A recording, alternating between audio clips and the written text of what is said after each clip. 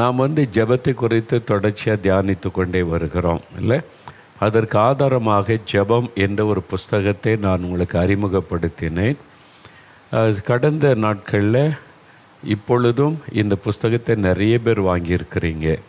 கடந்த நாட்களில் 30,000 பேர் வாங்கியிருக்கிறாங்க. இப்போ இந்த சமீப நாட்கள் ஒரு 7,000 பேர் வாங்கி நீங்கள் படித்து பயன்பெற்று வருகிறீர்கள். இந்த புஸ்தகம் வெறும் 10 ரூபாய் தான். இந்த புஸ்தகத்தில் ஜெபத்தை குறித்த ஒரு முழுமையான தெளிவான விளக்கம் இருக்கிறது. இதை நீங்கள் நல்லா வாசித்து அறிந்தாலே நீங்கள் நிறைய காரியத்தை, வேதத்தை குறித்து, ஜெபத்தை குறித்து சொல்லப்பட்ட காரியத்தை அறிந்து கொள்ள முடியும். இந்த ஜெபத்தை குறித்து 1 தீமோத்தேயு 2 அதிகாரத்தில் சொல்லப்பட்ட அந்த வார்த்தையை நம்ம தொடர்ச்சியாக தியானித்து கொண்டே வருகிறோம்ல. 1 தீமோத்தேயு 2 அதிகாரத்தில் சொல்லப்பட்டிருக்கல, முக்கியமான 4 காரியங்கள் சொல்லப்படுதில்ல. நான் பிரதானமாய் சொல்லுகிற புத்தி என்னவெனில், எல்லா மனுஷருக்காகவும் விண்ணப்பங்களையும் ஜெபங்களையும் வேண்டுதல்களையும் ஸ்தோத்திரங்களையும் பண்ண வேண்டும். இந்த ஜெபம் என்கிற அந்த காரியத்தில் 4 பரிமாணங்கள் இருக்கிறது. இந்த 4 காரியங்களையும் நம்ம அறிந்து ஜெபிக்க வேண்டியது அவசியம். ஜெபம்னா எல்லாம் ஒரே மாதிரி என்று நினைத்து விடக்கூடாது. அதாவது வேண்டுதல் என்பது வேறு, ஜெபம் என்பது வேறு, விண்ணப்பம் என்பது வேறு, ஸ்தோத்திரம் என்பது வேறு. இது எல்லாமே முழுமையாக இணையும் போது நம்முடைய ஜெபம் முழுமை பெறுவதை நம்ம உணர்ந்து கொள்ள முடியும். அதில் நம்ம 3 காரியங்களை நம்ம தியானித்திருக்கிறோம். கடந்த நாட்களில் 3 காரியங்களை தியானித்திருக்கிறோம்ல. விண்ணப்பங்கள், ஜெபங்கள், அப்புறம் வேண்டுதல்கள், அதை பற்றி தியானித்திருக்கிறோம். இன்றைக்கு ஒரு காரியத்தை நம்ம தியானிக்க போகிறோம். என்ன காரியம் அது பார்த்திங்கன்னா, ஸ்தோத்திரம். 1 தீமோத்தேயு 2 அதிகாரத்தில் நம்ம வாசிக்கிறோம். ஸ்தோத்திரம் எல்லா மனிதருக்காகவும் விண்ணப்பங்களையும் ஜெபங்களையும் வேண்டுதல்களை ஸ்தோத்திரங்களை பண்ண வேண்டும் அப்படின்னு பார்க்கிறோம்.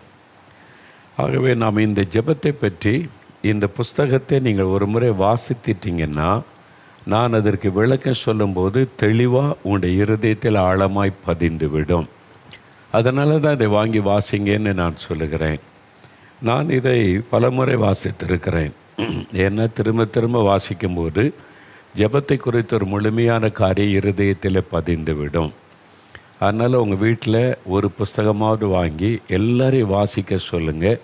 சின்ன புஸ்தகம் தானே, 10 ரூபாய் தான் அதனுடைய விலையாகிறது. ஆன்லைனில் வாங்கி கொள்ளலாம். நம்முடைய எல்லா ஜெப மையங்கள், எழுப்புதல் ஜெப மையத்தில் கிடைக்கும். நீங்கள் வாங்கி கொள்ளலாம், ஈஸியாக வாசிடலாம். நீங்கள் ஒரு முறை அப்படியே போயிட்டீங்கன்னா திருப்பி நம்ம இதை தியானிக்கும் போது இன்னும் ஆழமாக விளங்கி கொள்ள முடியும். சரி, இதில் இன்றைக்கு ஒரு காரியம் தியானிக்க போகிற ஸ்தோத்திரம், துதி. இதுக்கு எதை சொல்லலான்னா, இந்த சாம்பிராணி, அதாவது தூப வர்க்கம் செய்வதற்கு 4 பொருட்கள் தேவை என்பதான் நம்ம பார்த்தோம்ல. நம்ம அதை தொடர்ச்சியாக அதை பற்றி பார்த்து வருகிறோம். 4 பொருட்கள் தேவை. இந்த 4 பொருட்கள் வெள்ளைப்போளம், குங்குலியம், அல்பான் பிசின், சாம்பிராணி. இந்த 4ஐயும் சம அளவில் சேர்த்து தூப வர்க்கம் என்று உண்டாக்க ஆண்டவர் சொல்லுகிறார். அந்த தூப வர்க்கம் அதை நெருப்பில் போடும்போது அதிலிருந்து புகை எழும்புகிறது. அதை ஜெப தூபம் என்று சொல்லி வேதத்தில் பார்க்கிறோம். பரிசுத்தவான்களுடைய ஜெபம் தூபமாக எழும்பி தேவ சமூகத்திற்கு செல்லுகிறது. வெளிப்படுத்தின விசேஷத்தில் நம்ம பார்க்கிறோம். அப்போ ஜெபம் என்பது தூப வர்க்கம் என்பதாக வேதத்தில் பழைய ஏற்பாட்டில் சொல்லப்படுகிறது. புதிய ஏற்பாட்டில் வரும்போது இந்த 4 விதமான ஜெபங்களை ஆவியானவர் எழுதி வைத்திருக்கிறார். எப்படி அந்த தூப வர்க்கம் செய்வதற்கு 4 பொருட்கள் சேர்க்கப்படுகிறதோ, அதெல்லாம் ஒன்றாக இணைக்கு சேர்க்கப்படும் போது தான் அங்கே ஒரு தூப வர்க்கம் என்பது முழுமை பெறும். அதே மாதிரி இந்த 4 விதமான ஜெபங்களையும் நம்ம புரிந்து கொண்டு செய்யும்போது தான் நம்முடைய ஜெபமானது ஒரு தூபமாய் தேவ சமூகத்தில் எழும்பி பலன் கொடுக்க முடியும். அதனால தான் இதை குறித்து பார்க்கிறோம். கர்த்தருடைய ஜெபம், இயேசு கிறிஸ்து ஒரு மாடல் ப்ரேயர் கற்றுக் கொடுத்தார்ல. மத்தேயு 6 அதிகாரம் 9-13 அந்த ஜெபத்தை நீங்கள் கவனமாக பார்த்தீங்கன்னா இந்த 4 விதமான காரியங்களும் அந்த ஜெபத்தில் இருப்பதை பார்க்க முடியும். ஆமாம், நீங்கள் அதனால தான் உங்களுக்கு விளக்கி கொண்டே வருகிறேன். நீங்கள் திரும்ப திரும்ப அதை ஒருமுறை வாசித்து தெளிவுபடும் போது அது குறித்து ஆழமாக அறிந்து கொள்ள முடியும். இந்த 4 அம்சங்களும் கர்த்தருடைய ஜெபத்தில் இருப்பதை பார்க்க முடியும். சரி, இந்த நாளில் சாம்பிராணி என்பதை குறித்து அது ஸ்தோத்திரம், துதியை அது குறிக்கும். ஜெபத்தில் ஸ்தோத்திரம் பண்ணுவது, துதி செலுத்துவது, அது சாம்பிராணி, அது இணையாக சொல்லப்படுகிறது. இந்த சாம்பிராணி என்கிற பொருள் என்பது அநேகமாக அரேபியாவிலையும் இந்தியாவின் சில பகுதிகளில் பளிங்கு கற்கள் இருக்குல்ல, பளிங்கு கற்கள், வட இந்தியாவின் சில பகுதியிலலாம் பளிங்கு கற்கள் அது கிடைக்கிறதில்ல. அந்த மலைப்பகுதி, பளிங்கு கற்கள் கிடைக்கிற மலைப்பகுதி, அந்த கற்களுக்கு மத்தியில் வளருகிற ஒரு விதமான மரம், அதனுடைய பட்டையை குத்துவதினால் அதிலிருந்து ஒரு பிசின் உண்டாகி கிடைக்கும். அது ஒரு நல்ல வாசனை உள்ளது. வாசனை உள்ள அந்த பிசினுக்கு பெயர் தான் சாம்பிராணி என்பது. அது நெருப்பில் போட்ட உடனே அப்படியே புகை எழும்பும். நான் ஓமன் தேசத்துக்கு போயிருந்த சமயம் அங்கே சலாலான்னு ஒரு இடம் இருக்கிறாரு. அங்கே பெரிய மலைப்பிரதேசம், நிறைய மலைப்பகுதி. யோபு அங்கே வாழ்ந்ததாக சரித்திர குறிப்புகள் சொல்லுகிறது. அதற்கேற்ற மாதிரி அங்கே போனால் ஒரு அரபி தேசத்தில் இருக்கிற மாதிரியே தெரியாது. வாழைத்தோட்டம், தென்னந்தோட்டம், பெரிய வயல்வெளிகள் செழிப்பாக இருக்கும், மழை பெய்யும், அது வித்தியாசமாக இருக்கும். அதாவது இந்த வளைகுடா நாடுகளிலேயே. அது மாத்திரம் இந்த மலைப்பகுதிக்கு போனால் யோபுடைய வாழ்ந்த பகுதின்னு சொல்லி சில காரியம் வச்சுருக்கிறாங்க. அது நம்பும்படியாக இருக்கிறது. ஏன்னு சொன்னால் அங்கே பார்த்தேன் நான், ஒட்டகங்கள், பெரிய மந்தை, ஆயிரக்கணக்கான ஒட்டகங்கள் ஒரே இடத்துல, அப்படி நான் பார்த்தது அங்கே தான். மாடுகள், ஆடுகள், யோபுடைய சரித்திரத்தில் சொல்லி அதெல்லாம் அங்கே கிராமப்புறங்கள் அவ்வளோ திரளாக இருப்பதை பார்க்க முடிந்தது. அங்கே இந்த சாம்பிராணி ரொம்ப விசேஷமானது. ஆமாம், அங்கே சாம்பிராணி கடைகளை நிறைய வச்சு விற்கிறாங்க, ஏர்போர்ட்டில் வச்சு விற்கிறாங்க, ரொம்ப வாசனையாக இருக்குது, உலகெல்லாம் அங்கே வாங்கிட்டு போகிறாங்க. அப்போ இந்த மாதிரி பளிங்கு கற்கள் கிடைக்கிற இந்த மலைப்பகுதியில் ஒரு மரம், அதனுடைய பட்டையை குத்தும்போது அதிலிருந்து வடிகிற பிசின், அதுதான் சாம்பிராணி. அது வாசனை உள்ளது. நாம் அறிந்திருக்கிறபடி வீடுகளில், கிராமங்கள்லாம் அந்த ஒரு தழலில் சாம்பிராணி புகைப்படுவோம் பார்த்திங்களா, கொசு போயிடும், ஒரு வாசனை வீட்டுக்குள்ளே இருக்கும். அது ஒரு நல்லதும் கூட, ஆரோக்கியத்தை கொடுக்கக்கூடியது. அதனால் இதை பயன்படுத்துவாங்க. இதை தேவ சமூகத்தில், ஆண்டவருடைய சமூகத்தில், அதாவது கர்த்தருடைய சமூகத்தில் இந்த நெருப்பில் அதை போட்டு தூபமாக இதை எழும்ப பண்ணுவது. இதை வேத புஸ்தகத்திலே, பழைய ஏற்பாட்டிலே ஆண்டவர் சொல்லி இருக்கிறதே நம்ம பார்க்கிறோம். இது ஜெபத்தினுடைய 4வது பகுதி, அது ஸ்தோத்திரம். 1 தீமோத்தேயு 2 இருக்குல்ல, அந்த வசனம் பாருங்கள். எல்லா மனுஷருக்காகவும் விண்ணப்பம் பண்ணணும், ஜெபம் பண்ணணும், வேண்டுதல் செய்யணும், ஸ்தோத்திரம் பண்ணணும். இந்த 4மே இருக்கணும். எல்லா மனுஷருக்காக ஜெபிக்கும் போது, ஒரு தேசத்துக்காக ஜெபிக்கும் போது. அப்போ ஸ்தோத்திரம் என்பது பாருங்கள், கர்த்தருடைய ஜெபத்தில் இயேசு சொல்கிறார் பாருங்கள், ராஜ்யமும் வல்லமையும் மகிமையும் உம்முடையது. தேவனை புகழ்ந்து அவர் சொல்லுகிறதை நம்ம பார்க்கிறோம். அதாவது தேவனுக்கு ஸ்தோத்திரத்தை ஏறெடுப்பது. ஜெபத்தினுடைய ஆரம்பத்திலும் ஸ்தோத்திரம் இருக்கும், முடிவிலும் ஸ்தோத்திரம் இருக்கும். பார்த்துருக்கீங்களா? ஆரம்பத்தில் கர்த்தருடைய ஜெபத்தில் கூட, பரமண்டலங்களில் இருக்கிற எங்கள் பிதாவே உம்முடைய நாமம் பரிசுத்தப்படுவதாக, அது தேவனை துதிப்பது. ஆரம்பத்திலையும் ஆண்டவரை துதிக்கிற துதி இருக்கும். ஜெபத்தினுடைய முடிவில் ராஜ்யமும் வல்லமையும் மகிமையும் உம்முடையவைகளே, அதிலும் தேவனை துதிக்கிற துதி இருக்கும்.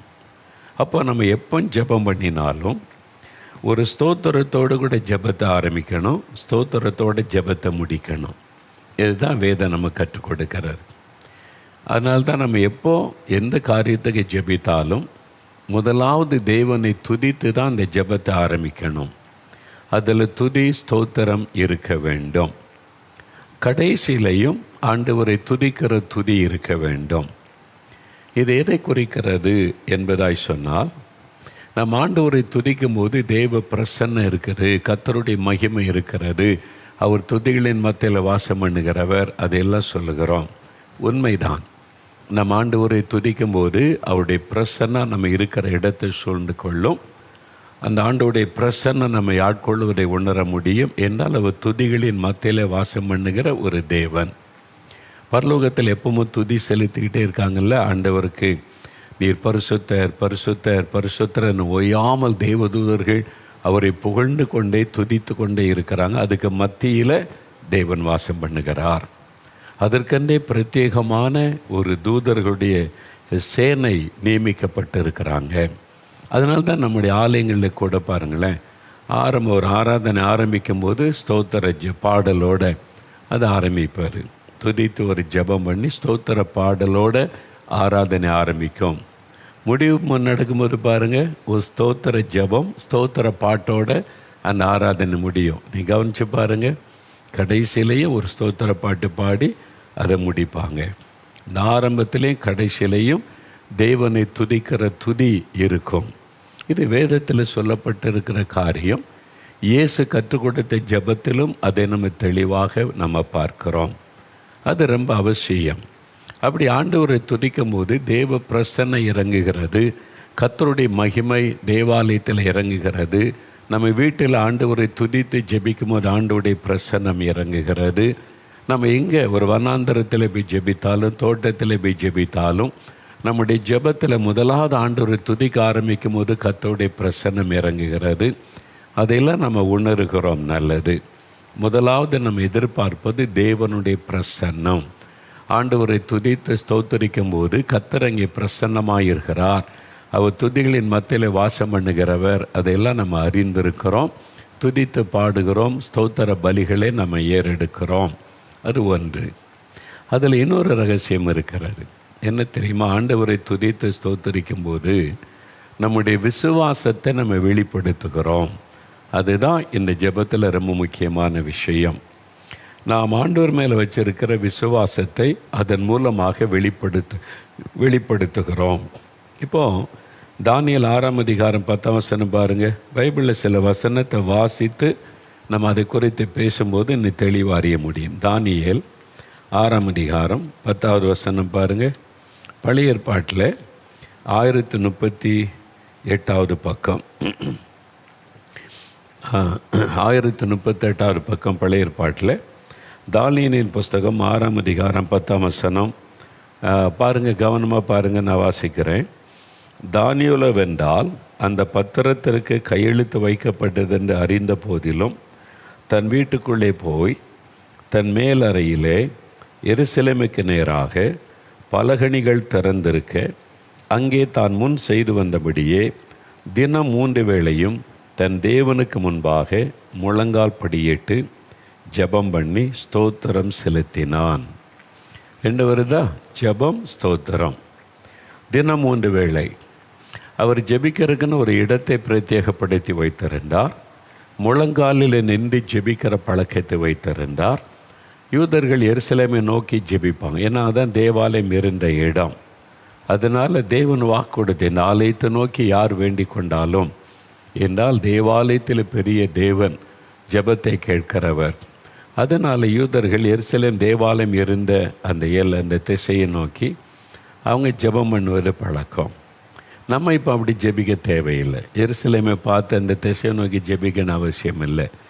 ஏனென்றால் இப்போ நம்முடைய ஆண்டவர் இயேசு மரணத்தை ஜெயித்து உயிர்த்தெழுந்து பரலோகத்தில் ஏறி பிதாவின் வலது பாரசத்தில் உட்கார்ந்திருக்கிறார். இப்போ அவர் எருசலேமில் இல்லை, பரலோகத்தில். அப்போ அவர் எங்கு வியாபித்திருக்கிறவர். அதனால் தான் இயேசு ஜெபம் பண்ணும்போது தன் கண்களை ஏறெடுத்து வானத்திற்கு நேராக ஏறெடுத்து ஸ்தோத்திரம் பண்ணி அப்பத்தை ஆண்டவர் எடுத்து பிட்டு கொடுக்கும்போது பைபிள்னு ஸ்தோத்திரம் பண்ணி அதை பிட்டு சீஷர்களுக்கு கொடுக்குறார்ல, அந்த எல்லாருக்கும் பகிர்ந்து கொடுங்கன்னு ஆண்டவர் அப்பத்தை பெருக பண்ணினது. அப்போது வானத்துக்கு நேராய் கண்களை ஏறெடுத்து இயேசு நம்ம கற்றுக் கொடுத்தாரு. இப்போ நீங்கள் ஒரு குறிப்பிட்ட இடத்தை நோக்கி ஜெபிக்கணும் அவசியம் இல்லை. ஏன்னா இயேசுவுக்கு புண்ணிய ஸ்தலமே கிடையாது. ஆலயத்தை நோக்கி ஜெபிக்கணும் அவசியம் கிடையாது. ஒரு குறிப்பிட்ட மலையை நோக்கி ஜெபிக்கணும் அவசியம் கிடையாது. அப்படி ஜெபித்தால் அது ஒரு விக்கிரக ஆராதனை ஆகிவிடும், பாவமாகிவிடும். நாம் கண்களை வானத்துக்கு நேராக எடுத்து பரலோகத்தின் தேவனை நோக்கி ஜெபிக்கணும். அங்கு தான் பிதாவின் வலது பாரசத்தில் இயேசுவும் வீற்றிருந்து நாம் ஜெபிக்கும்போது அவரும் பரிந்து பேசி ஜெபம் பண்ணுகிறார். இதான் வேதம் சொல்லுகிற சத்தியம். அப்போது ஜெபத்தில் கவனிக்க வேண்டிய காரியம், முழங்கால் படியிட்டு ஜெபம் பண்ணி தானியேல் ஸ்தோத்திரம் செலுத்தினார் என்பதாக நம்ம பார்க்கிறோம். பார்த்தீங்களா, ஜெபமும் ஸ்தோத்திரமும் இணைந்து வருகிறது. இன்னொரு வசனம் பாருங்களேன், பிலிப்பியர் 4ஆம் அதிகாரம் 6ஆம் வசனத்தில், பிலிப்பியர் 4ஆம் அதிகாரம் 6வது வசனம். இது புதிய ஏற்பாட்டில் 273வது பக்கம் எடுங்க. 273வது பக்கம் எடுத்துட்டிங்களா? புதிய ஏற்பாட்டில் பரட்டுங்க. பிலிப்பியர் 4ஆம் அதிகாரம் எடுத்துக்கொள்ளுங்க. 6வது வசனம் பாருங்கள். எடுத்துட்டிங்களா? பைபிளை பாருங்கள். நீங்கள் ஒன்றுக்கும் கவலைப்படாமல் எல்லாவற்றையும் குறித்து உங்கள் விண்ணப்பங்களை ஸ்தோத்திரத்தோடு கூடிய ஜெபத்தினாலும் வேண்டுதலினாலும் தேவனுக்கு தெரியப்படுத்துங்கள். இந்த வசனத்தில் கூட என்னெல்லாம் வருது பாருங்கள். விண்ணப்பங்கள், ஸ்தோத்திரங்கள், ஜெபங்கள், வேண்டுதல்கள், 4 காரியம் வருதா? இந்த வசனத்திலேயே 4 காரியமும் சொல்லப்படுகிறது. இந்த ஜெபத்தினுடைய 4 பரிமாணங்களும் இந்த வசனத்திலும் சொல்லப்படுகிறார். என்ன சொல்கிறாங்க? நீங்கள் ஒன்றுங்க கவலைப்படாமல், ஏதாவது கவலை கொண்டு வருகிற பிரச்சனை, தனிப்பட்ட காரியம், சபையின் காரியம், ஊழியம் காரியம், ஒரு தேசத்தின் காரியம் நடக்கிற பார்த்து ஒரு கவலை, ஒரு துக்கம் வருது, அதுக்காக ஜெபிக்கணும் அப்படின்போது நீங்கள் ஒன்றுக்கு கவலைப்படாமல் எல்லாவற்றையும் குறித்து உங்களுடைய தனிப்பட்ட காரியம், குடும்ப காரியம், ஊழிய காரியம், தேசத்துக்கு அடுத்த காரியம், எதுவானாலும் எல்லா காரியத்தையும் குறித்து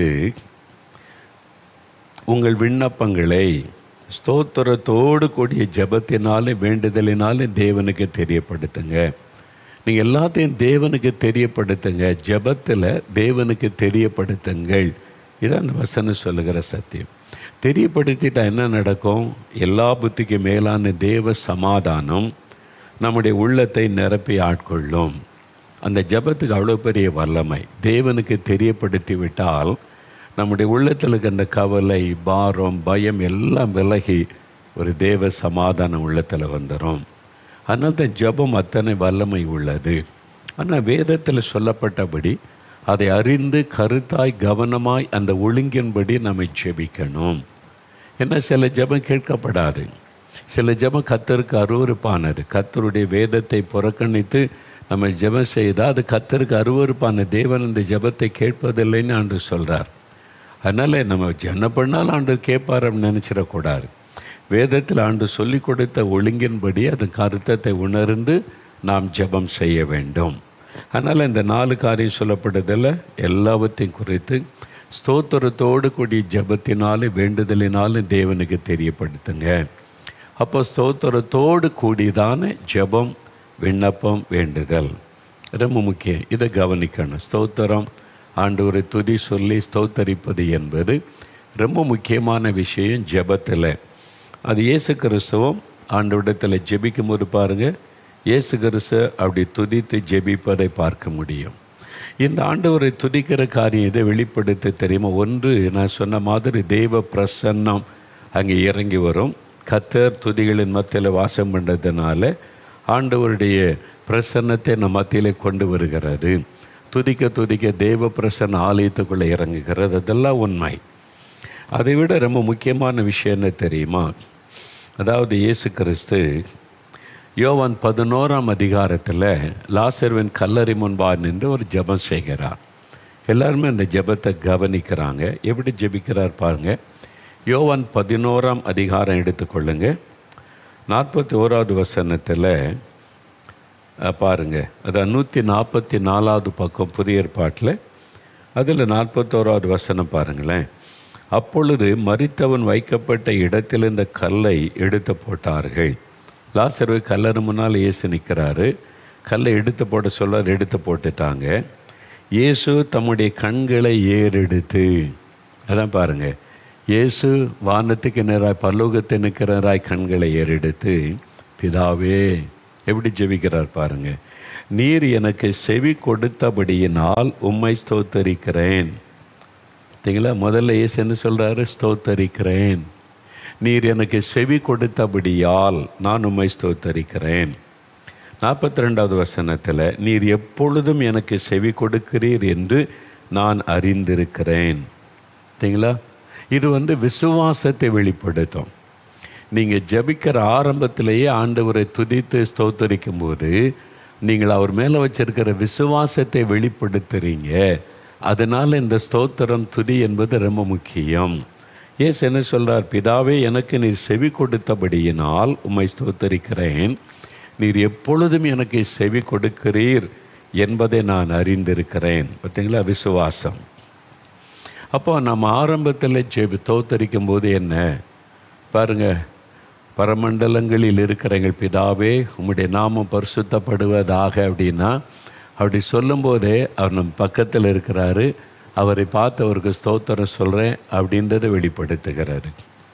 அப்போ நீங்கள் வீட்டிலையோ சபையிலையோ எங்கேயோ ஜெபம் பண்ணும்போது, ஆண்டவரே நான் உம்மை துதிக்கிறேன் அப்படின்னு சொல்லும்போது என்ன சொல்லுகிறோம்? நீர் என் மத்தியில் இருக்கிறதற்காக ஸ்தோத்திரம், என் ஜெபத்தை நீர் கவனிக்கிறதற்காக உமக்கு ஸ்தோத்திரம், இந்த வேண்டுதலை நீர் கவனித்து கொண்டிருக்கிறீர் அதற்காய் ஸ்தோத்திரம், இதற்கு பதில் தரப்போகிறீர் அதற்காய் ஸ்தோத்திரம்.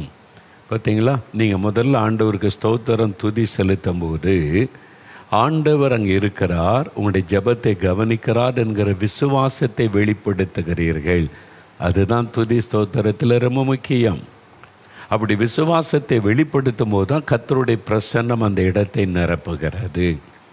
அப்போ ஒரு ஜெபம் ஆரம்பிக்கும் போதே, ஆண்டவரே என் ஜெபத்தை நீர் கவனிக்கிறதற்காக ஸ்தோத்திரம், எங்கள் மத்தியில் பிரசன்னமாகி இருக்கிறதற்காக ஸ்தோத்திரம் அப்படின்னு ஆண்டவரை துதிக்கணும். இப்போ சர்ச்சில் கூடும்போது ஒரு பாட்டு பாடிடுவாங்க, 2 பாட்டு, சில சமயம் அரை மணி நேரம் பாட்டு பாடின பிறகு ஒருத்தர் ஜெபிக்க சொன்னால், இயேசுவே நீர் வாரும், நாங்கள் ஆராதிக்க வந்திருக்கிறேன், நீங்கள் வாங்க அப்படின்னு கூப்பிடுவாங்க. அந்த ஜெபம் அறியாமையின் ஜெபம். ஆண்டவர் எதை சின்ன பிள்ளை அறியாமல் ஜெபிக்குதுன்னு அவர் அமைதியாக இருக்கிறார். உண்மை என்ன தெரியுமா? நீங்கள் அப்படி ஜெபிக்க சொன்ன, ஆண்டவரே எங்கள் மத்தியில் இருக்கிறதற்காக ஸ்தோத்திரம்னு தான் சொல்லணும். நீர் வாருன்னு ஜெபிக்கக்கூடாது. ஏன்னு சொன்னால், இயேசு நமக்கு வார்த்தையில் வாக்கு கொடுத்தாரு, எங்கே 2 பேர் அல்லது 3 பேர் என் நாமத்தினாலே கூடுகிறீர்களோ அங்கே அவர்கள் நடுவில் நான் இருக்கிறேன் அப்படி தான் சொல்லியிருக்கிறார். ஐ எம் தேர், அங்கே இருக்கிறேன். அப்போ ஒரு ஆலயத்தில் ஜெபிக்க கூடும்போது, ஒரு வீட்டில் ஜெபிக்க கூடும்போது, ஒரு கூட்டத்தில் ஜெபிக்க கூடும்போது இயேசுவின் நாமத்தினால 2 பேர் வந்துட்டால் 3வது ஆளாக இயேசு அங்கே இருக்கிறாரு. அப்போது நீங்கள் அந்த இயேசுவை வாருன்னு கூப்பிடக்கூடாது. அப்போ என்ன சொல்லுவார்? நான் எப்போ வந்துட்டேன்ப்பா, நீ இப்போ கூப்பிட்டுக்கிட்டு இருக்கிற, நான் வாக்கு கொடுத்துட்டேனே, 2 பேர் என் நாமத்தினால் எங்கே கூடினால் அங்கே இருப்பேன்னு சொல்லி. அப்போ 2வது ஆள் சர்ச்சுக்குள்ளே வரும்போதே, 2வது ஆள் இந்த மைதானத்தில் கூடும்போதே, 2வது ஆள் இந்த வீட்டுக்குள்ளே ஜெபிக்க உள்ளே நுழைந்த போதே நான் வந்துட்டேன், நாங்கள் தான் இருக்கிறேன். இப்போது நீர் வாருன்னு சொல்லக்கூடாது, எங்கள் மத்தியில் இருக்கிறதற்காய் ஸ்தோத்திரம், ஆண்டவரை துதிக்க வேண்டும். அதுதான் விசுவாசத்தை வெளிப்படுத்துகிறவர். எங்கள் மத்தியில் நீர் இருக்கிறீர், நாங்கள் உம்மை துதிக்கிறோம். அப்போது ஆண்டவரை துதித்து ஸ்தோத்தரிப்பதில் ரொம்ப முக்கியமான ஒரு காரியம், நம்முடைய விசுவாசத்தை அதன் மூலமாய் வெளிப்படுத்துகிறோம் என்பதை நம்ம மறந்துடக்கூடாது.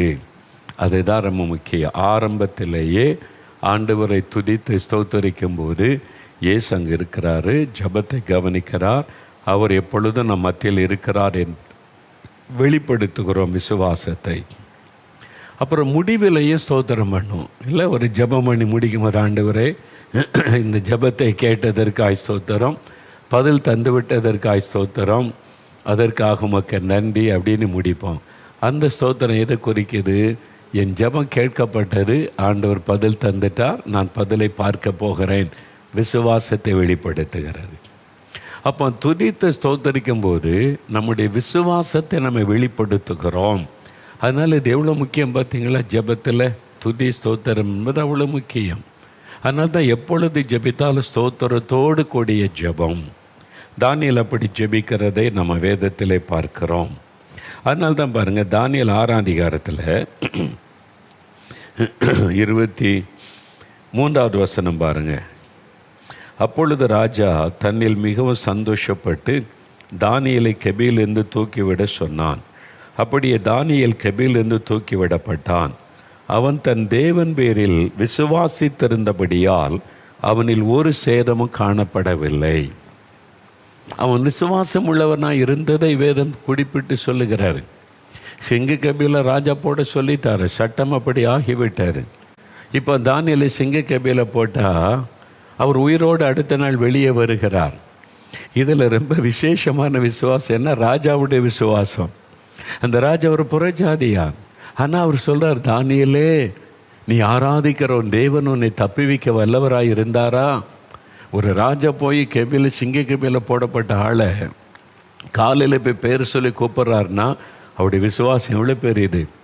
அப்போ தானியேலுடைய வாழ்க்கையும் ஜெபமும் அவர் தேவன் மேலே வைத்திருந்த விசுவாசத்தை வெளிப்படுத்தி கொண்டு இருந்ததுனால ராஜாவுக்குள்ளும் அந்த விசுவாசம் வந்திருந்தது. ஏன்னா தானியேல் இடைவிடாமல் ஆராதிக்கிற தேவன். அவர் கடந்த நாட்களில் தானியேலை கொண்டு எவ்வளோ செய்திருக்கிறார். அந்த சிங்கம் ஒரு சேதப்படுத்தாதுன்னு ராஜாக்குள்ள ஒரு விசுவாசம் வந்தது. தானியேலுடைய ஜெப வாழ்க்கை அதை அறிந்திருந்ததுனால. அதனால தான் சொல்ல, நீ இடைவிடாமல் ஆராதிக்கிற உன் தேவன் உன்னை தப்புவிக்க வல்லவராக இருந்தாரா அப்படின்னு கேட்குறாரு. பாருங்களேன், சிங்க கபியில் போட்டாச்சியா செத்து போயிருப்பான்னா ராஜா சிங்க கபிக்கு வரன்னு அவசியமே இல்லையே. யோசித்து பாருங்கள், அவருடைய விசுவாசம் தானியேலை நிமித்தம் அவருக்குள்ளே உண்டான விசுவாசம். பார்த்தீங்களா? சில சமயம் சொல்லுவாள், நம்ம ஜெபிச்சு அற்புதம் நடக்கிற பார்த்துட்டா ஆண்டவர் அறியாத மக்கள் கூட உங்கள்ட்ட பார்த்தும்போது, ஐயா நீங்கள் ஜெபிச்ச அற்புதம் நடக்கும், ஆண்டவர் உங்கள் ஆண்டவர் பெரியவர் சொல்லுவாங்க. பார்த்துருக்கீங்களா? டாக்டர்ஸு சொல்லுவாங்க, இது ஒன்றும் செய்ய முடியாது, நீங்கள் உங்கள் கடவுள்கிட்ட ஜெபம் பண்ணிக்கொள்ளுங்க. அது நடந்தோடனே நீங்கள் ஜெபம் பண்ண ஜெபந்தான் இந்த அற்புதம் நடந்திருக்குன்னு அவங்க கிறிஸ்தவர் அல்லாத டாக்டர்ஸ் கூட சந்தோஷமாக சொல்லுவாங்க. பார்த்துருக்கீங்களா? ஏன்னா உங்களுடைய விசுவாசம் அவங்களுக்குள்ள ஒரு பாதிப்பை உண்டாக்கி இருக்கிறாரு. தானியேலுடைய விசுவாசம், அவனுடைய ஜெபம், அவன் தேவனை துதிக்கிறது ராஜாவுக்குள்ளே ஒரு பாதிப்பை உண்டாக்கி இருந்தது. அப்போ நீங்கள் வசிக்கிற இடத்துல, வேலை செய்கிற இடத்துல, படிக்கிற இடத்துல உங்களுக்குள்ள இருக்கிற விசுவாசம், நீங்கள் தேவனை துதித்து ஜெபிக்கிற ஜெபத்தினுடைய அந்த ஒரு வல்லமை கூட இருக்கிறவங்களுக்குள்ள பாதிப்பை உண்டாக்கணும். உண்டாக்கி இருக்குதா? யோசித்து பாருங்கள். ராஜா சொல்கிறார் பாருங்கள், தானியேல் விசுவாசித்திருந்தபடியால் அவனுக்குள் ஒரு சேதமும் காணப்படவில்லை. அந்த விசுவாசம், அந்த விசுவாசத்தை வெளிப்படுத்துகிற விதம்தான் ஆண்டவரை துதிப்பது, ஆண்டவரை ஸ்தோத்திரம் பண்ணுவது. அப்போ ஆரம்பத்தில் பொதுவாக என்ன செய்வோம்? ஆண்டவருடைய வல்லமை, அவருடைய நாமம், அவருடைய பராக்கிரமும், அவருடைய அற்புதங்களை சொல்லி ஆண்டவரை துதிப்போம் இல்லை? அது நம்முடைய விசுவாசத்தை அப்படியே வருத்திக்க பண்ண பலப்படுத்தும். அவருடைய பெயர்கள் வல்லமை உள்ள தேவனுக்கு ஸ்தோத்திரம், ஒருவராய் பெரிய காரியங்களை செய்கிற தேவனுக்கு ஸ்தோத்திரம், ஒருவரும் சீரக்கூடாத ஒளியில் வாசம் பண்ணுகிற தேவனுக்கு ஸ்தோத்திரம், செங்கடலை பிளந்த ராஜாதி ராஜனுக்கு ஸ்தோத்திரம், கண்மலையிலிருந்து தண்ணீரை புறப்பட பண்ணினவருக்கு ஸ்தோத்திரம். அவருடைய அற்புதங்களை நீங்கள் சொல்லி சொல்லி துதித்து பாருங்கள். உங்களை அறியாமலே உங்களுக்குள்ள விசுவாசம் அப்படியே பெருக்கெடுக்கும். அப்போ ஆண்டவரை துதிக்கும் போது ஒன்று தேவ பிரசன்னம் வருகிறது, ரெண்டாவது உங்களுக்குள்ளே விசுவாசம் பெருக்கெடுக்கிறது, உங்களுடைய விசுவாசம் பலன் அடைகிறது. அதனால தான் ஜெபத்தில் தேவனை துதிப்பது ரொம்ப முக்கியமான விஷயம், ஸ்தோத்திரம் சொல்லுவது முக்கியமான விஷயம். இப்போ துதிப்பது என்பது கர்த்தருடைய நாமம், அவருடைய வல்லமை, அவருடைய அற்புதங்களை சொல்லி அவரை புகழுவது, அது துதிப்பது. ஸ்தோத்திரம் என்பது தேங்க்ஸ் கிவிங், அவர் செய்த நன்மைகளுக்கு அவருக்கு நன்றி சொல்லுவது. அப்போ நன்றி சொல்லும்போது விசுவாசம் பலனடை. கடந்த நாட்கள் ஆண்டவரே, என் ஆபத்தில் என்னை காத்து கொண்டீங்களே உங்களுக்கு நன்றி, என் ஜெபத்துக்கு பதில் கொடுத்தீங்களே உங்களுக்கு நன்றி, நான் இப்படி கேட்டேன் இப்படி செஞ்சீங்களே உங்களுக்கு நன்றி. அந்த நன்றி தேங்க்ஸ் கிவிங் சொல்லும்போது உங்களுடைய விசுவாசம் அப்படியே விருத்தி ஆகும். இவ்வளோ நாள் செஞ்சுருக்கிறாராங்க, இதுக்கு முன்னால் ஆண்டவர் இப்படி செய்திருக்கிறார், இனிமேல் செய்வார் அப்படின்ற விசுவாசம் உங்களுக்குள்ள அப்படியே ரைஸ் ஆகும், எழும்பும்.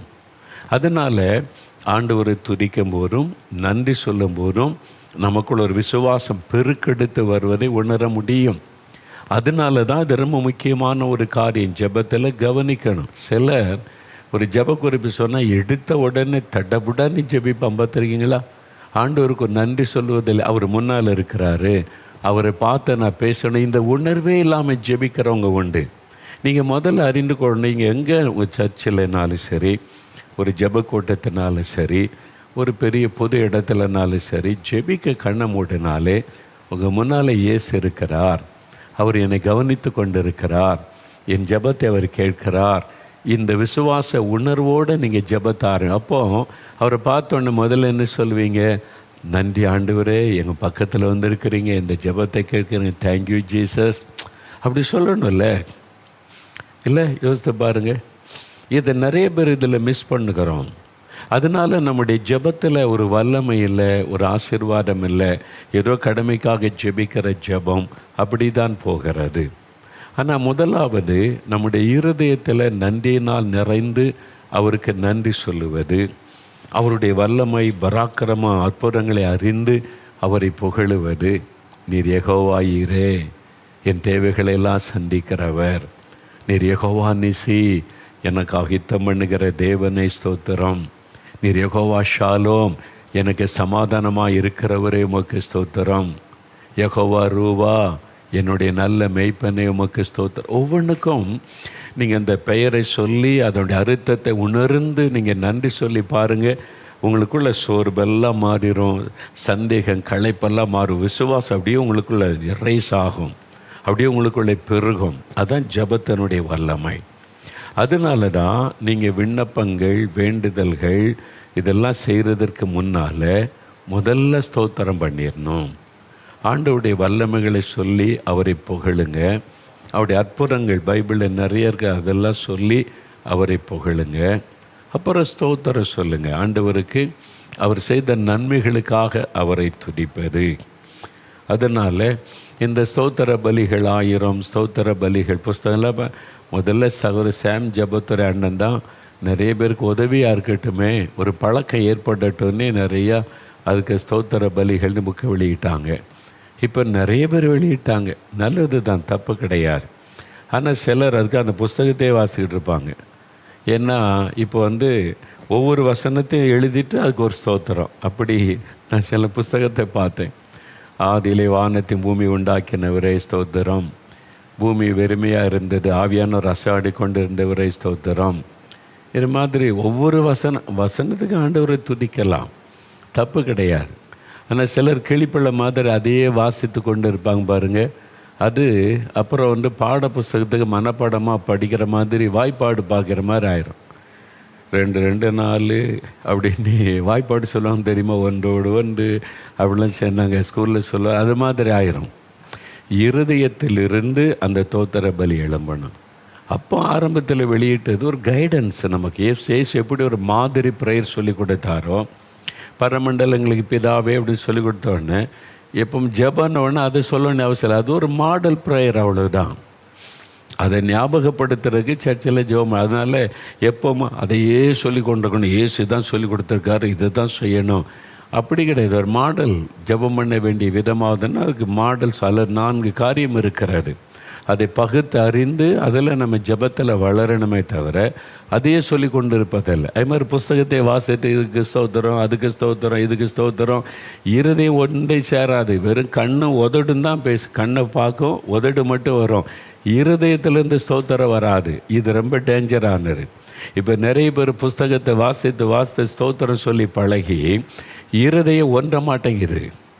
யோசித்து பாருங்கள், நீங்களே புஸ்தகத்திலேருந்து துதிக்கிறீங்களா? இருதயம் ஒன்று தான்.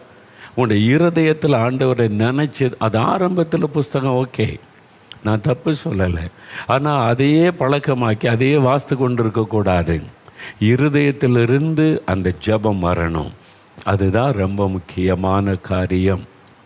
இந்த ஆராதனை, இந்த மேரேஜ் ஆராதனை நடத்துவாங்க தெரியுமா, பார்த்துருக்கீங்களா? அதாவது மெய்ப்பர்கள் நடத்துவாங்க. எல்லா சபையிலுமே அவங்கள்ட்ட கேள்வி கேட்பாங்க, பதில் சொல்லுவாங்க, வசனத்தை சொல்லுவாங்க. சிலர் 30 வருஷம் ஊழியம் செய்த பிறகு புக்கே வாசிக்கிட்டு இருப்பாங்க, அப்படி சொல்லுங்கள் அப்படி சொல்லுங்கன்னு. ஆனால் சில போதகர்கள் பாருங்கள், அது இருதயத்தில் பாருங்க, டைரெக்டாக இருதயத்துலேருந்து கேள்வி கேட்பாங்க, இருதயத்துலேருந்து வசனத்தை சொல்லுவாங்க, இருதயத்துலேருந்து ஜெபிப்பாங்க. சிலர் 30 வருஷம் ஆன பிறகு அதை வாசிக்கிட்டு இருப்பாங்க.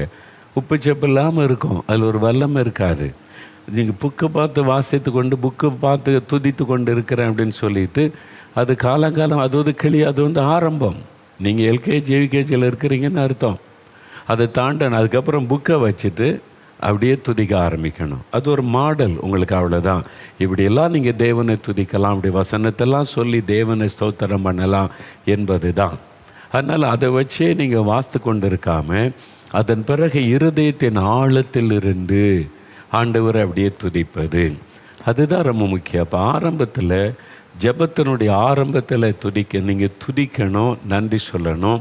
அவருடைய வல்லமை பராக்கிரமம், ஜெபத்திற்கு அவர் பதில் கொடுத்த விதத்தெல்லாம் சொல்லி ஆண்டவரை துதிக்கும் போது உங்களுக்குள்ள விசுவாசமும் அப்படியே ரைஸ் ஆகும். இதெல்லாம் நீங்கள் பார்க்க முடியும். அதன் பிறகு ஜெபத்தினுடைய முடிவில் ஆண்டவருக்கு துதிக்கும் போது இன்னும் விசுவாசத்தை வெளிப்படுத்துகிறீங்க. என் ஜெபம் கேட்கப்பட்டதற்காய் நன்றி, நீர் பதில் தந்துவிட்டதற்காய் ஸ்தோத்திரம் ஆண்டவரே அப்படின்னு துதித்து முடிப்பது. கர்த்தருடைய ஜெபத்தில் இந்த ரெண்டுமே இருக்கிறதை நம்ம பார்க்குறோம். அப்போ தானியேலுக்குள் எப்படி இந்த விசுவாசம் வந்தது? அவர் தேவனை துதித்து ஜெபிக்கும் போது என்ன சொல்லியிருப்பார்? ஆண்டவரே, என் ஜெபத்தை நீங்கள் கவனிக்கிறீங்க, ஜெபத்துக்கு நீங்கள் பதில் தர்றீங்க, நீங்கள் என் கூட இருக்கிறீங்க, உங்களுக்கு ஸ்தோத்திரம்னு துதித்து ஜெபித்திருப்பார். அதனால் சிங்கக்கபியில் போடும்போது தானியேலுக்குள்ளே என்னையும் ஆண்டவரையும் பிரிக்க முடியாது, அவர் எப்போவுமே என் கூட இருக்கிறார்ல. அப்போ சிங்கக்கபியில் போட்டாலும் அவர் என் கூட இருப்பார். அப்போது என்னை யாராவது டச் பண்ணால் அது ஆண்டவரை டச் பண்ணுற மாதிரி. சிங்கத்தை சிருஷ்டித்தவர் கர்த்தர். அப்போ ஆண்டவர் உண்டாக்கின சிங்கம், ஆண்டவர் எனக்குள் இருக்கிறார், என்னை தொட முடியாது. அதான் விசுவாசம், அதான் விசுவாசம். இந்த விசுவாசம், அவர் எனக்குள் இருக்கிறார், என்னோடு இருக்கிறார் அப்படின்ற விசுவாசம். சாது சுந்தர் சிங் இமயமலை பகுதியில் அதிகமாக ஊழியம் செய்தவர். ஒரு சமயம் ஒரு மலையில் ஏறி உட்காந்து ஒரு பாறையில் உட்காந்து ஜெபம் பண்ணி கொண்டார் காட்டு பகுதியில். அவர் கூட ஒரு நண்பர், அவர் திடீர்னு அவர் சாது ஜெபித்து கொண்டிருக்கும் போது கவனித்தார், அந்த பாறையில் அவருக்கு முன்னால் ஒரு கரும் சிறுத்தை அப்படியே அவருக்கு முன்னால் படுத்து அவரை பார்த்து கொண்டு இருக்கிறது. சாது சுந்தர் சிங் அப்படியே ஜெபித்து கொண்டே இருக்கிறார். அவருக்கு முன்னால் கரு சிறுத்தை அப்படி படுத்து அவர் பார்த்து கொண்டே இருக்கிறாரு. சாது சுந்தர் சிங் ஜெபிச்சு முடித்து கண்ணை திறந்தார்.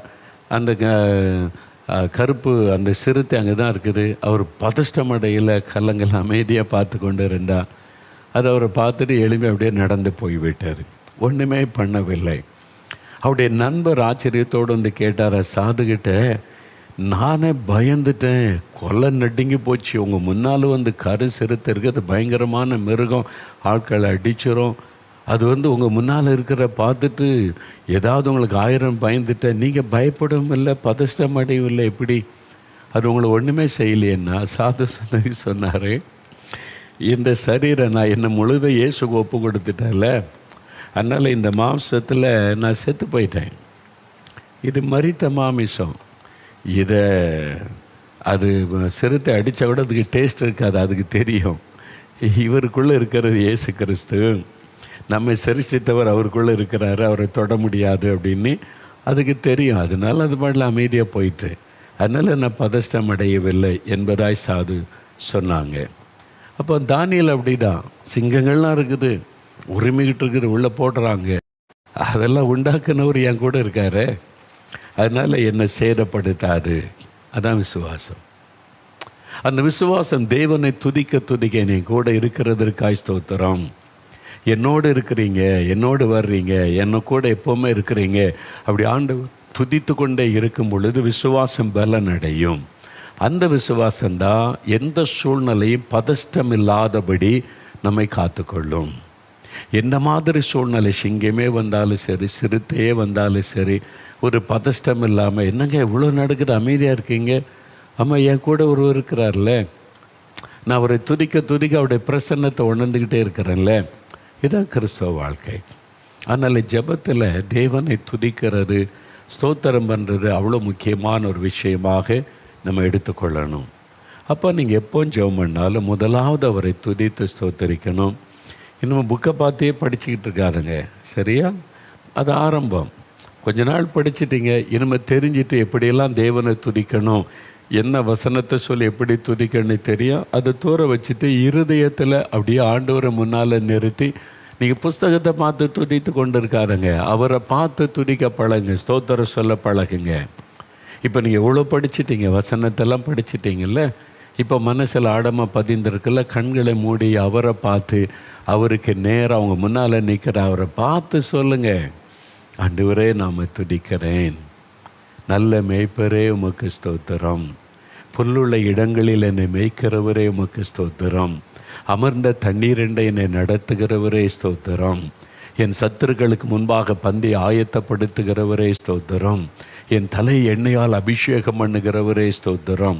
நீங்கள் இதை வார்த்தை ஒன்று நான் சொல்கிறதுக்கும் மனதிலிருந்து அப்படியே அந்த வார்த்தை சொல்லி துதிக்கிறதுக்கு வித்தியாசம் தெரியுதா? நீங்களே சோதித்து பாருங்கள். அதனால் எல்கேஜியில் உட்காந்துருக்காருங்க. அப்போ தான் உட்காந்து ஏபிசிடின்னு அப்படி ஒன்று சொல்லுவாங்க. 10வது வந்த பிறகு ஏபின்னு சொல்லுவாங்களா? இல்லை, அதெல்லாம் ஒதுக்கி வச்சுட்டு டக்கு டக்கு டக்குன்னு சொல்லுவாங்க. ஏபிசிடி இஎஃப்ஜிஹெச்ன்னு டக்கு டக்குன்னு சொல்லுவாங்க. அதே மாதிரி நீங்கள் புக்கை பார்த்து துதிச்சுக்கிட்டு இருந்தீங்கன்னா இன்னும் எல்கேஜியில் தான் உட்காந்துருக்கீங்க. உங்கள் ஆவிக்குரிய வாழ்க்கையில் வளர்ச்சி இல்லை, இன்னும் சின்ன குழந்தைகளாக இருக்கிறீங்கன்னு தான் அர்த்தம். அப்படி கிடையாது. அதனால் தானியேல் எப்பவும் துதிக்கிறார்னா கர்த்தரை தான் கூட இருக்கிறதை நினைத்து ஆண்டவரை துதிக்கிறதுனால அந்த விசுவாசத்தில் உறுதியாக. அதே மாதிரி தான் நம்ம ஜெபத்தை ஆரம்பிக்கும் போது ஆண்டவரை துதிக்கணும். அதாவது எப்போ இடைவிடாமல் ஆண்டவரை துதிக்கணும். பாருங்கள், இப்போ நான் ட்ராவலில் போகிறேன்னு வைங்களேன், ஒரு ஜெபம் ஸ்தோத்திரம் பண்ணி தான் ட்ராவல் ஆரம்பிக்கும். ஆண்டவரே உம்முடைய தூதர்கள் எனக்கு கூட இருக்கிறாங்க, நீங்கள் வாக்கு கொடுத்தபடி என் பிரயாணத்தில் கூட வர்றீங்க, ஸ்தோத்திரம். அப்படி தான் ஜெபம். ஒரு இடத்து பண்ண இது வரைக்கும் என் கூட இருந்தீங்க, ஸ்தோத்திரம் ஆண்டவரே, இன்னும் கூட இருக்கிறீங்க, உமக்கு ஸ்தோத்திரம். அதாவது அந்த விசுவாசத்தை அறிக்கையிட்டு கொண்டே துதிக்கிறதில் விசுவாசத்தை அறிக்கையிடுவது. நான் இந்த ட்ரெயினில் ஏறி இருக்கிறேன், நீங்கள் என் கூட இருக்கிறீங்க, இந்த ட்ரெயினில் என்னோடு இருக்கிறீங்க, உங்களுடைய பிரசன்னத்திற்காக ஸ்தோத்திரம்னு சொல்லும்போது விசுவாசம், என் கூட அவர் இருக்கிறார் அப்படின்ற விசுவாசம். இந்த விமானத்தில் ஏறுறேன், நீங்கள் என் கூட இருக்கிறீங்க, இந்த பிரயாணத்தில் என் கூட இருக்கிறக்காய் ஸ்தோத்திரம், ஆண்டவரை துதிப்பார்.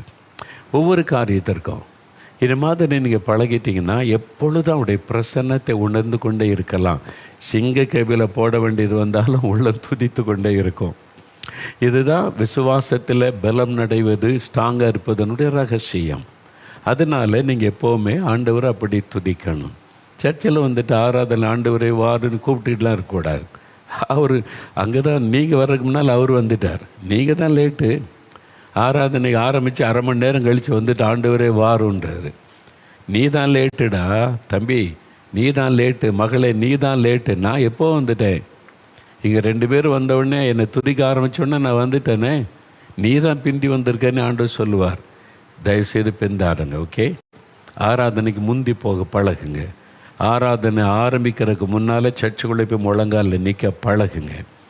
இன்னும் பிந்தி போகிறது, ஓடி ஓடி போகிறேன் அப்படின்னு சொல்கிறது எவ்வளோ நாள் இன்னும் இப்படி நிர்விசாரமாக இருக்க போகிறோம்? ஆண்டவரை துதிக்கிற நேரத்தில் நிறைய பேர் விட்டுடுறாரு. ஆரம்பத்தில் ஆண்டவரை துதிப்பாங்க, அந்த நேரத்துக்கு சிலர் சர்ச்சைக்கே வருவதில்லை. துதியை நீங்கள் மிஸ் பண்ணுறீங்கன்னா அவருடைய பிரசன்னத்தை மிஸ் பண்ணுறீங்கன்னு அர்த்தம். அப்போ ஆரம்ப நேரத்தில் ஆண்டவரை துதித்து பாடி ஆண்டவரை ஆராதிக்கும் போது நீங்கள் சர்ச்சுக்குள்ளே இல்லை, அந்த கூட்டத்துக்குள்ளே இல்லைன்னா நீங்கள் ஒரு பெரிய ஆசீர்வாதத்தை இழந்து போகிறீங்கன்னு அர்த்தம். சும்மா கடமைக்கு சர்ச்சுக்கு போகிறீங்க, அவ்வளோதான். ஆண்டவர் மேலே அன்போ பாசமோ உங்களுக்கு விசுவாசமோ இல்லை. உங்களுக்கு உண்மையான விசுவாசம் இருந்தால் என்ன பண்ணுவீங்க? ஐயோ ஆண்டவர் எனக்கு அங்கே காத்திருப்பார், நான் போய் காத்திருக்கணும் அவருக்காக, நான் முந்தி போயிடணும், அந்த ஆத்திரம்லாம் இருக்கணும். பிந்தி மெதுவாக அப்படியே பார்த்துக்கிட்டு சர்ச்சில் நிர்விசாரம். அப்போ என்ன அர்த்தம் யோசித்து பாருங்கள். அப்போ நீங்கள் தேவனை துதித்து கொண்டே இருந்தால் அவருடைய பிரசன்னத்தை எல்லாம் பெர்ஃபெக்டாக நடக்கும். உங்களுடைய ஆவிக்குரிய வாழ்க்கை வித்தியாசமாக இருப்பதை நீங்கள் உணர முடியும். அப்போ ஆரம்பத்திலும் ஆண்டவரை துதிக்கணும், முடிவிலையும் ஆண்டவரை துதிக்கணும். இந்த ரெண்டுமே முதலாவது துதி, தேவன் நம்முடைய பிரசன்னத்தில் இருக்கிறார், நம்மை கவனிக்கிறார், என் ஜெபத்தை கேட்கிறார் என்கிற விசுவாசத்தை வெளிப்படுத்தும். கடைசியில் நீங்கள் துதிக்கும்போது என் ஜெபம் கேட்கப்பட்டது, ஆண்டவர் பதில் தருகிறார், நான் அற்புதத்தை பார்க்க போகிறேன் என்கிற விசுவாசத்தை வெளிப்படுத்துவார். எவ்வளோ முக்கியம் இல்லை? அப்போது தேவனை துதிக்கிறதுல இவ்வளோ காரியம் இருக்குது. சும்மா தோத்திரம் சொல்லிக்கிட்டு இருக்கிறது இல்லை.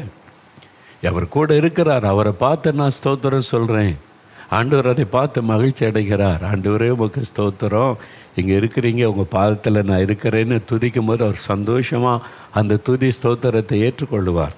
ஒரு ஆளை பார்த்து பிரைஸ் எல்லாம் சொல்லும்போது அவர் மகிழ்ச்சியாக சொன்னால் தானே உங்களுக்கு சந்தோஷம்.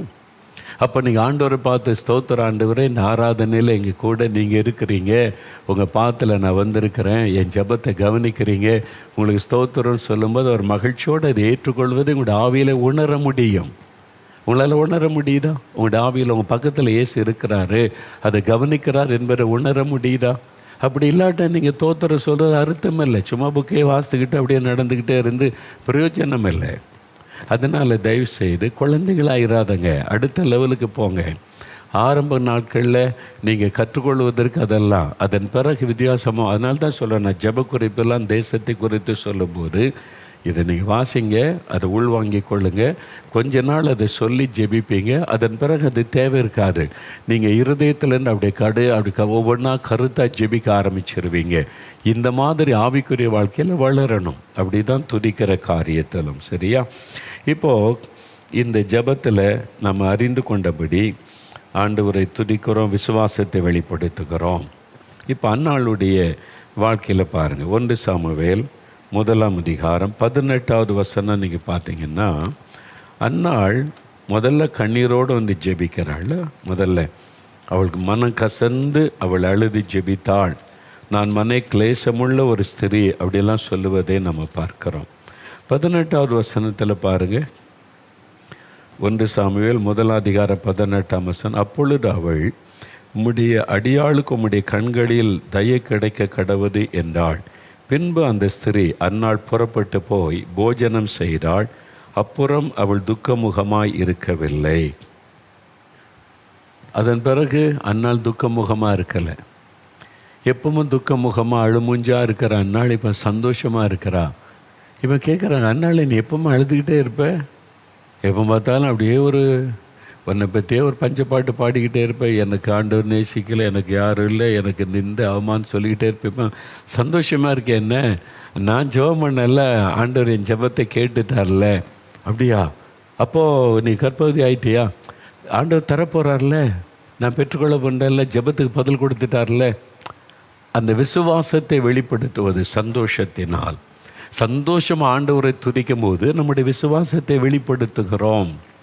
அப்போ அந்த விசுவாசத்தை தேவன் கனப்படுத்துவார்.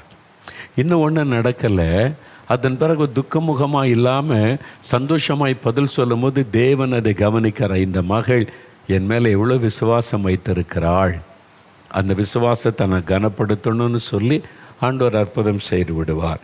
இது அன்னாளுடைய வாழ்க்கையில். அது பிறகு துக்கமாக இருக்கலாம், என்ன அர்த்தம்? சந்தோஷமாக இருந்தா. அப்போ சந்தோஷம் நம்முடைய விசுவாசத்தை வெளிப்படுத்துகிற ஒரு காரியம். சந்தோஷமாக இருப்பார். அன்னால ஏன் சந்தோஷமாக இருக்கு? நான் விசுவாசிக்கிறேன், என் கண்ணீரை ஆண்டவர் கண்டார், இனி நான் அழ போகிறதில்லை, ஜெபத்துக்கு அவர் பதில் கொடுத்துட்டார், நான் விசுவாசிக்கிறேன், அதனால் நான் சந்தோஷமாக இருக்கிறேன். அப்போ மன மகிழ்ச்சியாக ஆண்டவரை துதித்து கொண்டே இருக்கும்போது விசுவாசத்தை வெளிப்படுத்தி கொண்டே இருக்கிறீங்க. தேவன் அதை பார்த்து உங்களுடைய விசுவாசத்தை கனப்படுத்தும்படி அற்புதம் செய்வார். அதர முக்கியமான. அதனால தான் 37ஆம் சங்கீதம் 4ஆம் வசனம் பாருங்களேன். 37ஆம் சங்கீதம் 4வது வசனத்தில் என்ன சொல்லியிருக்கிறது? நீ கர்த்தரிடத்தில் மன மகிழ்ச்சியாயிரு, அவர் உன் இருதயத்தின் வேண்டுதல்களை உனக்கு அருளி செய்வார். 37ஆம் சங்கீதம் 4வது வசனம் பாருங்கள். அது 692வது பக்கம். கர்த்தரிடத்தில் மன மகிழ்ச்சியாயிரு, அவர் உன் இருதயத்தின் வேண்டுதல்களை உனக்கு அருள் செய்வார். நீ மன மகிழ்ச்சியாக இருந்தால் தான் அவர் அருள் செய்ய முடியும்.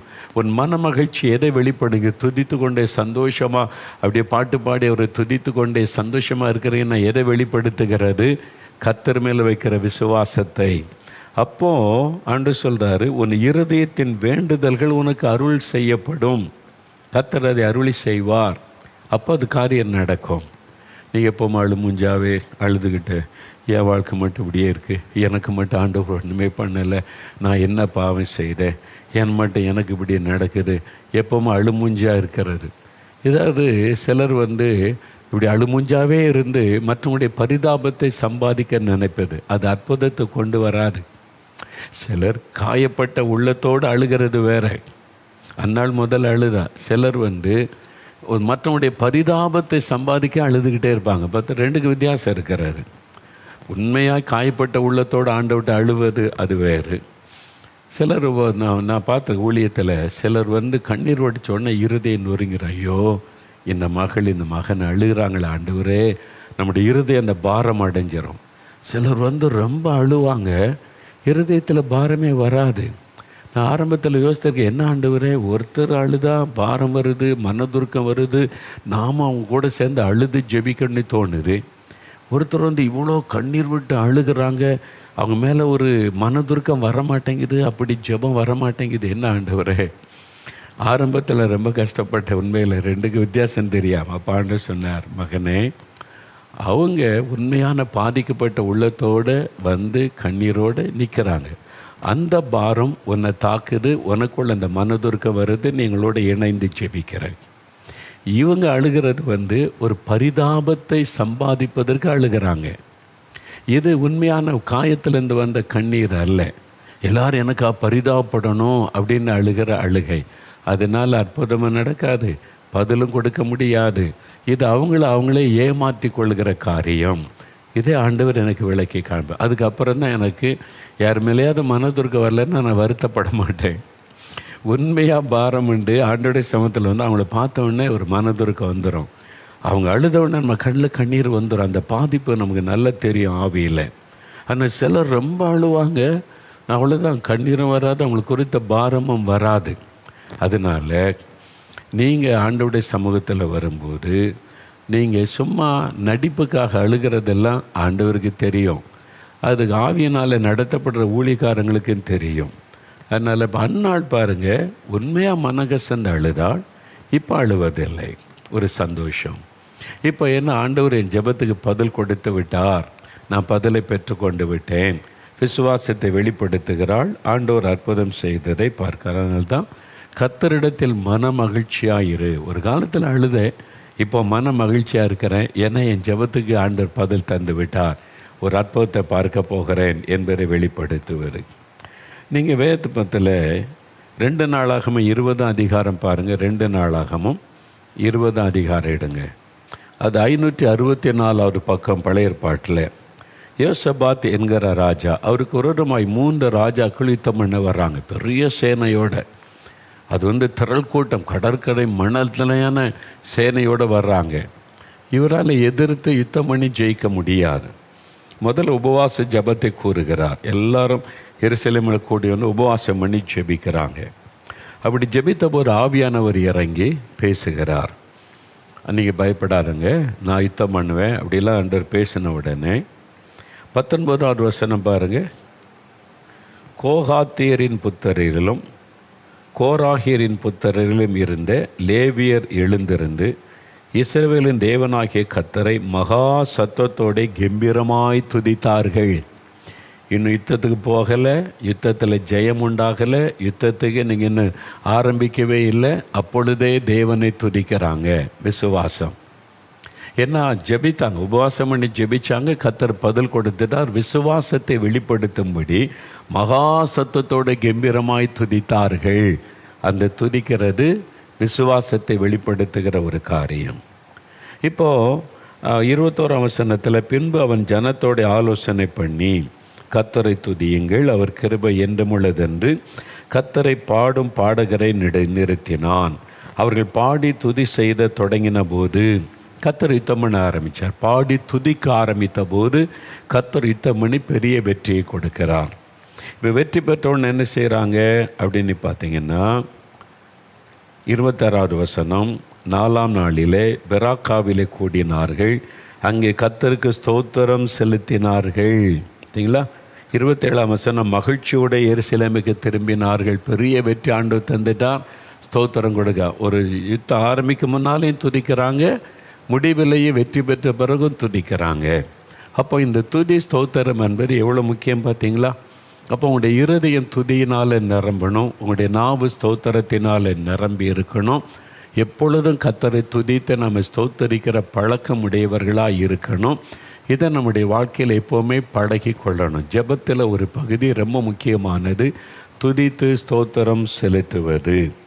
அப்போது நம்ம இங்கே பார்க்குறோம், 3 ராஜாக்கள் வந்தாங்க இந்த யோசபாத்துக்கு விரோதமாக. நமக்கு விரோதமாக 3 காரியத்தம், உலகம், மாமிசம், பிசாசு. நம்முடைய மாமிசம் நமக்கு விரோதமாக யுத்தம் பண்ணுது, உலகம் நமக்கு விரோதமாக யுத்தம் பண்ணுது, சாத்தான் யுத்தம் பண்ணுகிறான். இந்த 3 அந்த காரியங்களை, அது எதிரியை நம்ம ஜெயிப்பதற்கு துதி ரொம்ப முக்கியம். ஜெபம், துதி ரெண்டுமே இருக்கணும். யோசபாத் உபவாசித்து ஜெபத்தையும் கூறுகிறார், துதிக்கிற மக்களையும் நிறுத்துகிறார். அந்த ரெண்டுமே அவசியம். அப்போது அந்த 3 எதிரிகளை ஜெயிக்க முடியும். நம்முடைய உலகம், மாமிசம், பிசாசு. ஆண்டவர் எல்லாத்தையும் சிலுவையில் ஜெயித்து விட்டார். நீங்கள் துதிக்கணும், ஆண்டவரே நீங்கள் எனக்காகத்தான் சிலுவையில் வெற்றி சிறந்தீங்க, உலகத்தை ஜெயித்தீங்க, சாத்தானை ஜெயித்தீங்க, மாம்சத்தை ஜெயித்தீங்க, அப்போ எனக்கும் ஜெயம் கொடுக்கிற தேவனுக்கு ஸ்தோத்திரம். அப்படி துதித்து பாருங்கள், நீங்கள் ஜெயித்து கொண்டே இருப்பீங்க. சாத்தான் போராடிக்கிட்டே இருப்பான், போராட்டம் வரும். ஆனால் சில சமயத்தில் தோல்வி மாதிரி தெரியும். கர்த்தர் ஜெயமாய் மாற்றி அதை கடந்து முன்னேறி போய் கொண்டே இருப்பீங்க. அப்போ ஸ்தோத்திரத்தோடு கூடிய நம்ம ஜெபிக்கிற ஜெபம் எவ்வளோ முக்கியம் பார்த்தீங்களா? இன்னொரு காரியம் பாருங்களேன். அது அப்போஸ்தலர் நடபடிகள் 16ஆம் அதிகாரம் எடுங்க. பவுலும் சீலாவும் ஊழியம் செய்தது நிமித்தம் சிறைச்சாலையில் அடைக்கப்படுறாங்க. நம்ம எல்லாருக்குமே என்ன தெரியும்? பவுலும் சீலாவும் நடுராத்திரியில் கர்த்தரை துதித்தார்கள். சிறைச்சாலின் அஸ்திபாரம் அசைந்தது, கட்டுகள் கலண்டது. இதெல்லாம் நம்ம அறிந்திருக்கிறோம், அப்படி தானே? அப்போஸ்தலர் 16:25 பாருங்கள், எடுத்துட்டிங்களா? புதிய ஏற்பாட்டில் 186வது பக்கம் பாருங்கள், எவ்வளோ முக்கியம். நடுராத்திரியிலே பவுலும் சீலாவும் ஜெபம் பண்ணி தேவனை துதித்து பாடினார்கள். காவலில் வைக்கப்பட்டவர்கள் அதை கேட்டு கொண்டிருந்தார்கள். சடுதியிலே சிறைச்சாலின் அஸ்திபாரங்கள் அசையும்படியாக பூமி மிகவும் அதிர்ந்தது.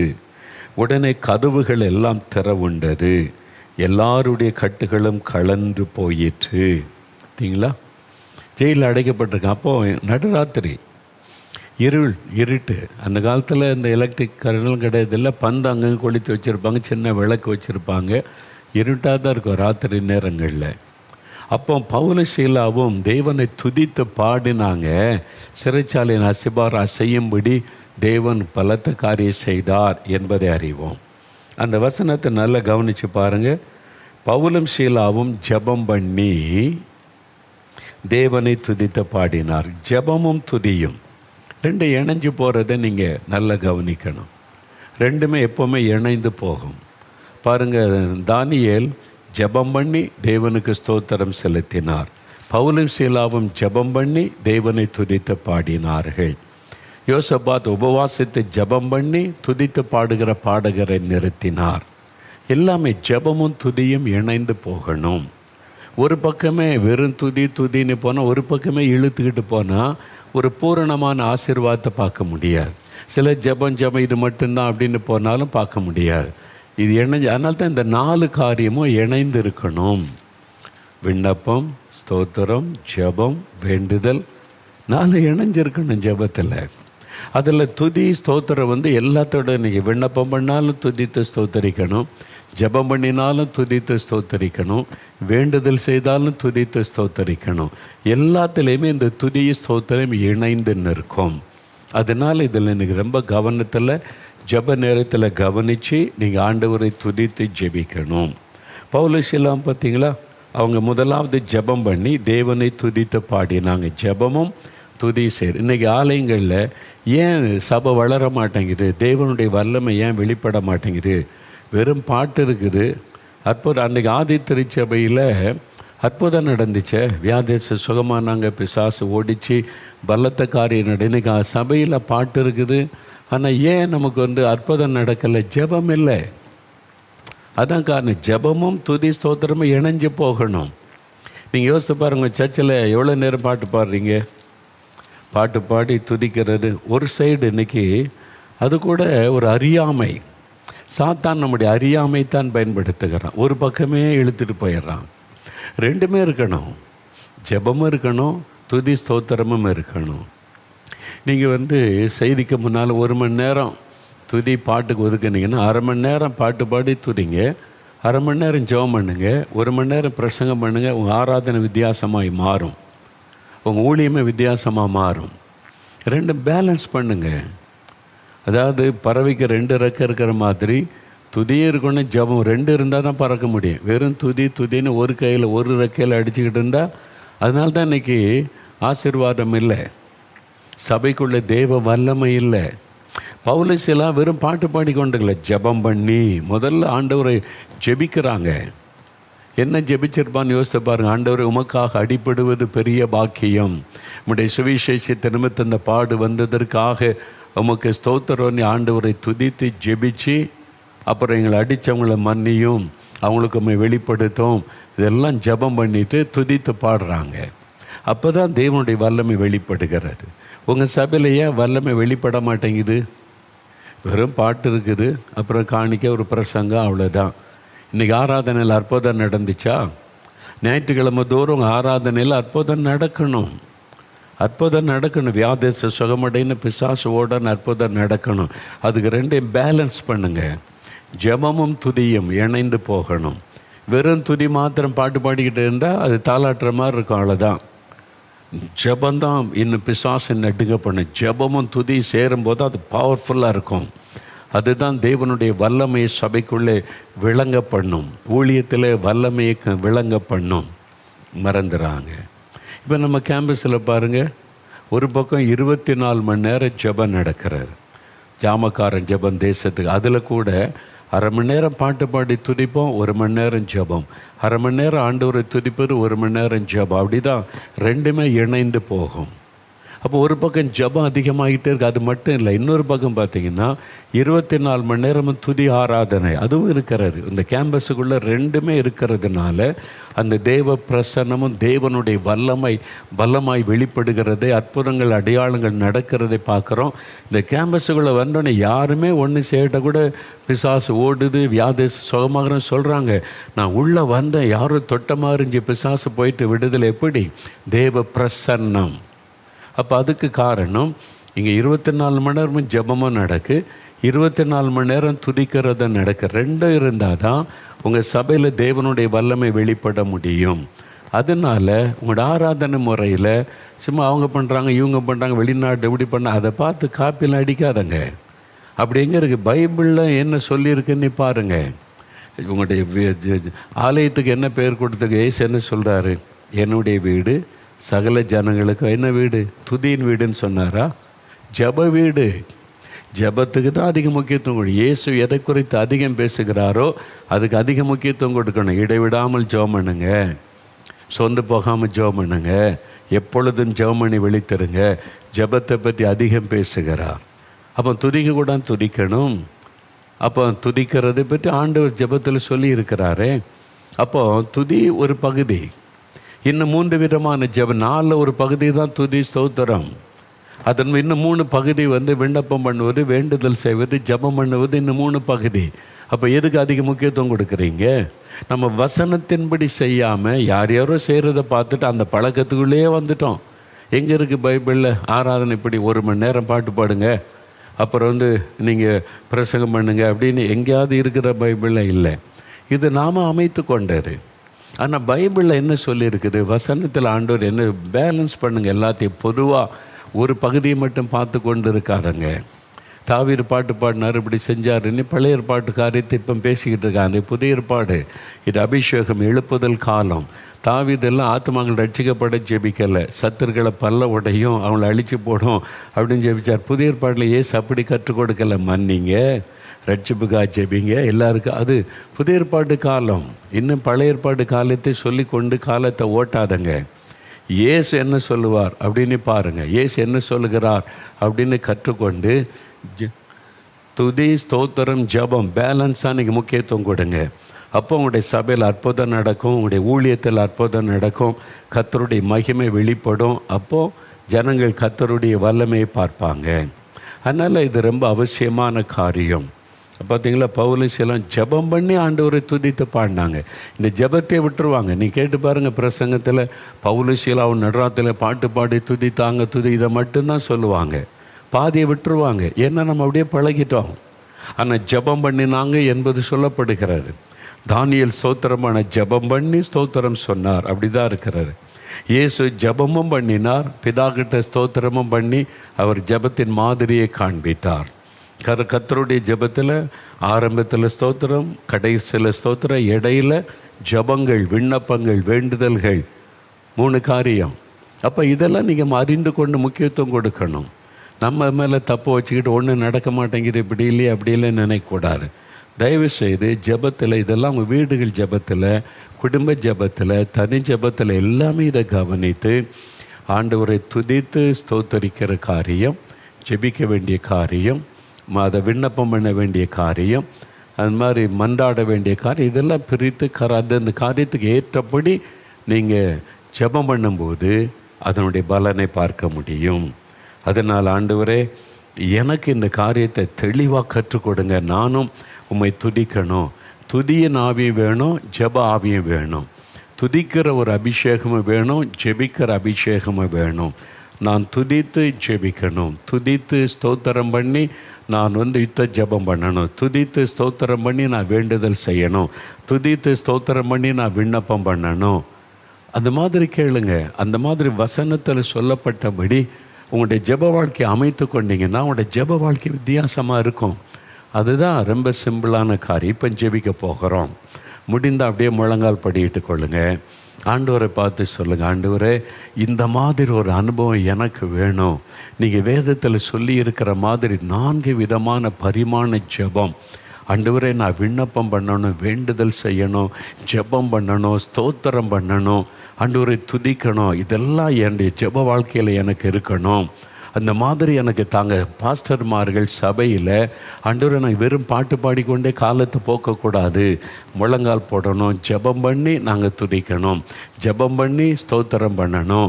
ஆண்டவர் இந்த மாதிரி பழக்கத்தை எங்கள் சபையில் உண்டாக்குங்க. ஜெபம் பண்ணி பாருங்கள், சபை வேகமாக வளரும். பாலிங்க சர்ச் உலகத்திலே பெரிய சர்ச்சுன்றோல்ல, லட்சக்கணக்கான பேர் ரட்சிக்கப்படுறாங்கல்ல. எப்படி அவங்க ஆராதனைக்கு நான் போயிருக்கிறேன். 7 வருஷம் தேசத்துக்கு போய் பார்த்துருக்குறேன்.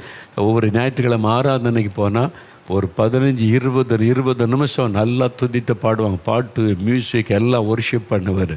அடுத்த ஒரு 20 நிமிஷம் எல்லாம் கதறி அழுது ஜெபிப்பாங்க, ஆவில நிரம்பி ஜெபிப்பாங்க. அதனால தான் சபை வளருகிறாரு. நீங்கள் வெறும் பாட்டுன்னு இதுக்குள்ளே போகிறதுனால, ஜெபம் இல்லாததுனால பலனை பார்க்க முடியலை. சிலர் வெறும் ஜெபம் போய் துதிக்கு இல்லாததுனாலையும் பலனை பார்க்க முடியல. பேலன்ஸ் பண்ணுங்கள். அதனால் தேவனை துதிக்கிறது ஜெபத்தில் முக்கியம். இப்போ எல்லோரும் அப்படியே முழங்கால் படியிடுங்க, அப்படியே கரம் வைத்து ஜெபம் பண்ணுங்க. ஆண்டவரை, இந்த ஜெப ஆவியை எனக்கு தாரும், மன்றாட்டின் ஆவியை எனக்கு தாரும், துதி ஸ்தோத்திரம் என் நாவில் எப்போவுமே இருக்கணும். ஆண்டவரை, நீங்கள் சொல்லி கொடுத்த மாதிரி நான் ஜெபிக்கணும். ஆண்டவரை, எங்கள் சபையில் அந்த மாதிரி ஜெபம் இருக்கணும். கேளுங்க, ஜெப ஆவியை தாங்க, துதியின் ஆவியை தாங்க, துதியின் ஆவியை தாங்க ஆண்டவரை, ஜெப ஆவியை தாங்க ஆண்டவரை. என்னை அப்படி நிரப்புங்க. நான் இனி ஜெப நேரத்தில் வேதத்தில் நீங்கள் சொல்லி இருக்கிற மாதிரி நான் ஜெபிக்கணும்.